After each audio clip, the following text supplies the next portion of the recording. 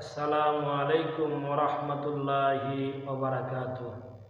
আলহামদুলিল্লাহ নাহমাদুহু ওয়া নুসাল্লি আলা রাসূলিল কারীম, আম্মা বাদ। আল্লাহ পাকের কাছে লাখো শুকরিয়া, আলহামদুলিল্লাহ। আমি আপনাদের সামনে দুটি বিষয় নিয়ে আলোচনা করব। সেই দুটি বিষয় হচ্ছে,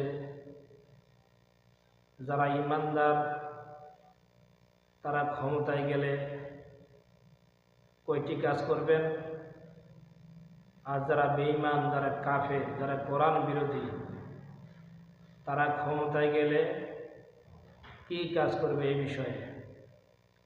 তো আল্লাহ রাব্বুল আলামিন ঈমানদাররা যদি ক্ষমতায় যায় তাহলে 4 দফা কাজ করবেন। সেই ব্যাপারে আল্লাহ রাব্বুল আলামিন সূরা হজ্জের 41 নম্বর আয়াতে আল্লাহ পাক বলেন, আল্লাযীনা ইম্মাক্কান্নাহুম ফিল আরদি আকামুস সালাতা ওয়া আতাজ যাকাতা ওয়া আমারু বিল মারুফ ওয়া নাহাউ আনিল মুনকার। আল্লাহ পাক বলছেন, তারাই ওই সব লোক, তাদেরকে যদি আমি দুনিয়াতে ক্ষমতায় বসাই, রাষ্ট্র ক্ষমতা যদি তারা পায়, তাহলে তারা 4 দফা কাজ করবে। প্রথম দফা হলো তারা ক্ষমতায় গিয়েই নামাজ কায়েম করবে সমাজে। 2 নম্বরে যাকাত দিবে, 3 নম্বরে সৎ কাজের আদেশ দিবে, 4 নম্বরে অসৎ কাজের নিষেধ করবে। এই 4টি কর্মসূচি পালন করবে যদি ইসলামী দল, অর্থাৎ হেজবুল্লাহ, আল্লাহর দল, কোরআনওয়ালা দল যদি ক্ষমতায় যায়, ক্ষমতায় গিয়েই তারা 4টি কর্মসূচি গ্রহণ করবেন। প্রথম 4টি, তার মধ্যে সর্বপ্রথম তারা আকামুস সালাত, তারা নামাজ কায়েম করবেন বাধ্যতামূলক। 2 নম্বরে ওয়াতাজ যাকাত, তারা যাকাত আদায় করবেন। 3 নম্বরে ওয়া আমারু বিল মারুফ, তারা সৎ কাজের আদেশ দিবে, সৎ কাজ প্রতিষ্ঠা করবে।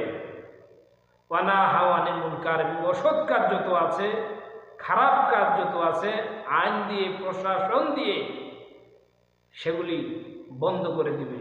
এটা হলো ঈমানদাররা যদি ক্ষমতায় যায়, তারা এই কাজগুলি সমাজে প্রতিষ্ঠা করবে, দেশে প্রতিষ্ঠা করবে। বলেন সুবহানাল্লাহ। পক্ষান্তরে বেঈমান, কাফের, ইসলাম বিরোধী দল যদি ক্ষমতায় যায়, তাহলে তারা 2 দফা কাজ করবে। সূরা নামলের 34 নম্বর আয়াতে কাফেররা, বেঈমানরা ক্ষমতায় গেলে 2 দফা কাজ করবে।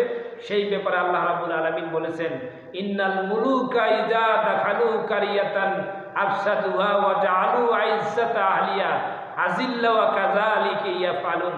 আল্লাহ পাক বলছেন, কাফের বা বেঈমান, ইসলাম বিরোধী, কোরআন বিরোধীরা যখন কোনো ক্ষমতা পাবে, তখন সেই ক্ষমতা বসেই সেখানকার প্রতিষ্ঠিত ব্যবস্থাকে চূর্ণ বিচূর্ণ করে ফেলবে এবং সেখানকার বা সেই দেশের সম্মানিত এবং মর্যাদা সম্পন্ন লোকদেরকে, আলেম ওলামাদেরকে অপমানিত, লাঞ্ছিত করবে।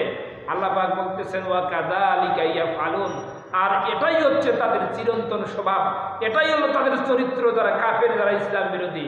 আল্লাহ রাব্বুল আলামিন এই 2টি বিষয় আমাদেরকে বুঝার তৌফিক দান করুক। আমিন। ওয়া আখিরি দাওয়ানা আনিল হামদুলিল্লাহি রাব্বিল আলামিন।